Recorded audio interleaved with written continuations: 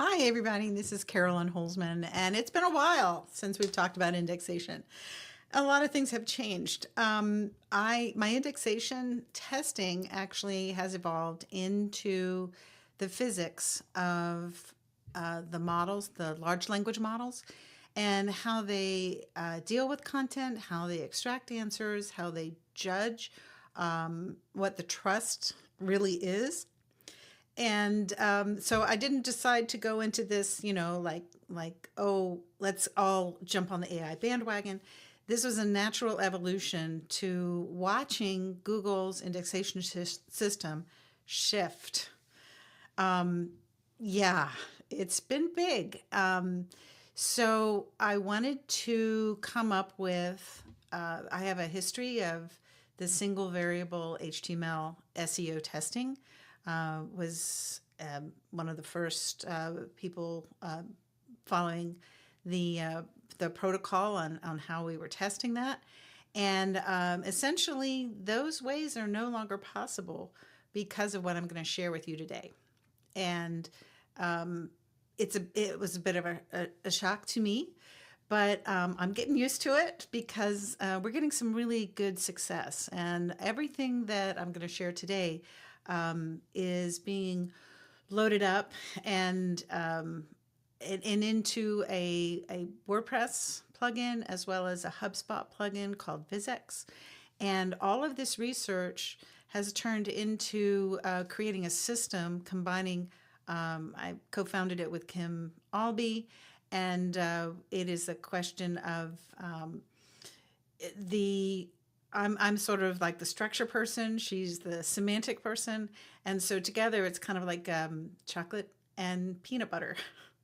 So anyway, for those of you who are testers out there, you're familiar with the single variable test where you set up two identical or more identical things and only have one that, let's say, this is what we normally do, and then another which has one factor that is changed, one variable.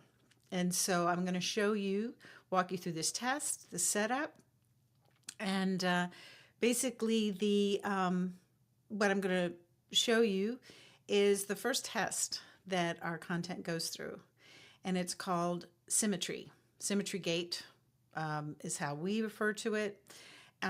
We have a free tool called symmetrygate.ai. You can go to that domain and stick a URL in, and you'll be able to see what I mean about the symmetry aspect of it. But I wanted to break down the mechanics of it because it's one thing to say it, it's another thing to show it. So I'm going to show it today. And essentially, this is the software behind this. I've got a write-up on this on VizzEx. I'll put the link in the description. But I figured it would be great to have just a really nice and easy video demonstration, putting it on YouTube on crawl or no crawl so that I'm assuming everybody who's interested in indexation is going to be interested in the physics of how does an LLM read and understand content, which is all related to how do they choose who they cite. And we're getting some really great results out of VizzEx, but it's all based on what I'm about to show you today in terms of this symmetry, that your HTML and your rendered DOM match one-to-one, that you haven't told anything to a machine, that's your HTML, you haven't told anything to the machine that you haven't also told to a human. Now, if those don't match, if they determine that you are telling the machine something that you haven't told a human, that's a mismatch. And that is a security risk for them because the way these things are built is they have to prove everything. They can't, they will temporarily take you at face value, but they will go and verify. And what we're going to see today in this test is kind of like the way it was built. It's to show the thinking of the parser as it starts to crawl content. All right, So the 2 pages, just so you know, here's one and here's the second one. Oh my gosh, they're identical. Not really. So to the human, they look identical. I'll show you here on this one, there is outside of the main tag, there is the H1. Now this is normal browser SEO, right? A browser is going to render this, a browser is going to get it. An LLM is different. And I will show you the variable that was changed on this second one is where I moved this up so that now everything is in the same container. And so human, identical, parsing crawlers, one thing has changed. All right, so that's the sort of definition of a single variable test. All right, so I'm running this thing here. It's going to rerun the test on those pages. And you can see here, okay, we've got a control page with the symmetry being broken and the test page where the symmetry passed. So what does that mean? So this is kind of like underneath. These are the mechanics of it. So what happened is because of the structure of my HTML, the header zone and the byline were not even considered. It's kind of like they don't even go in there. They consider that boilerplate.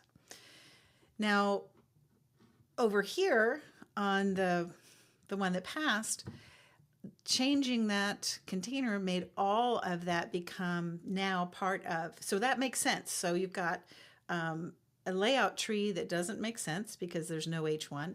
And then you have a layout tree that makes sense because it does. Okay, so now this section, I thought it might be kind of fun to show you. It's a toy. Here we go. All right. So what this is doing is it's showing you the thought process in each crawl. What is it doing? What is it trained to do? That's what we're looking at, is what are the physics of these large language models? And this is essentially it. So exactly the same content to the human. Machine was different.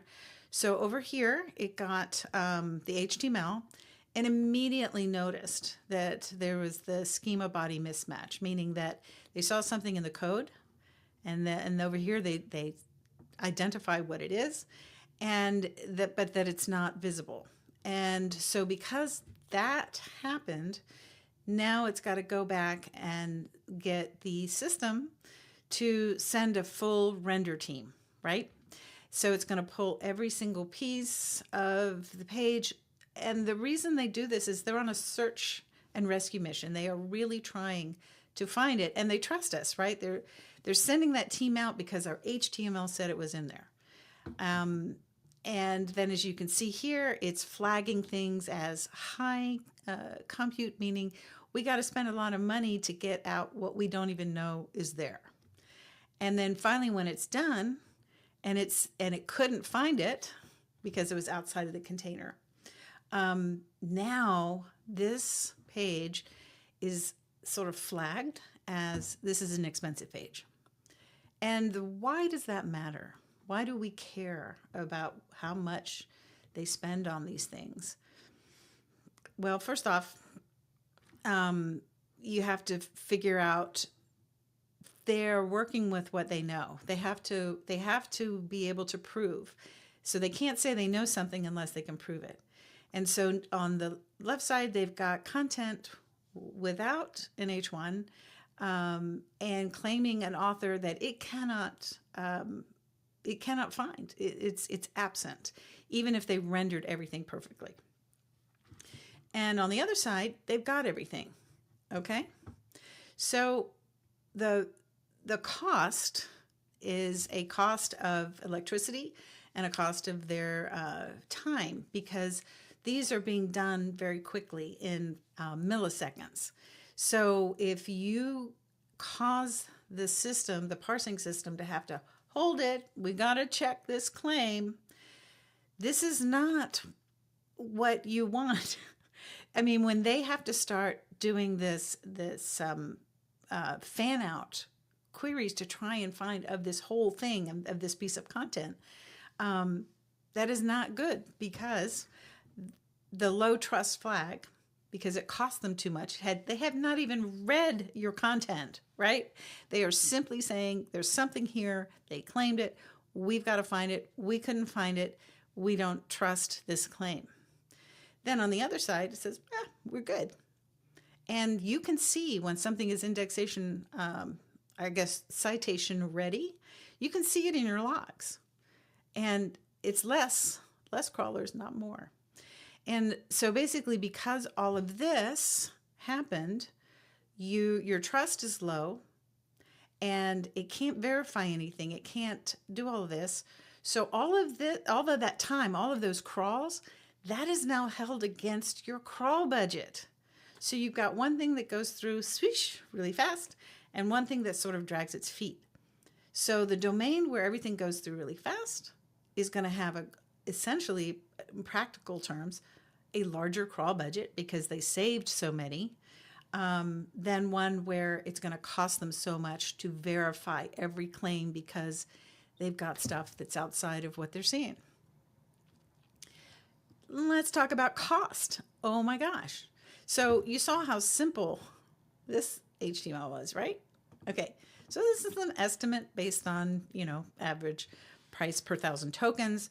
And so you can see if you're not costing them so much money and you're not blowing your crawl budget, there's got to be some really good aspect to this, right? So you're going to be cited. You're going to be available to be cited on that. Whereas if you're too expensive and you do not pass this symmetry gate, even if they scrape your content, they don't trust it.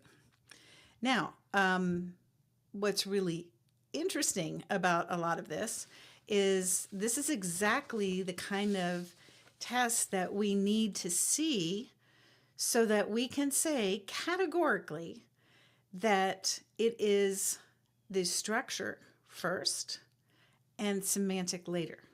And the structure, because of what it does, it's a semantic structure, right?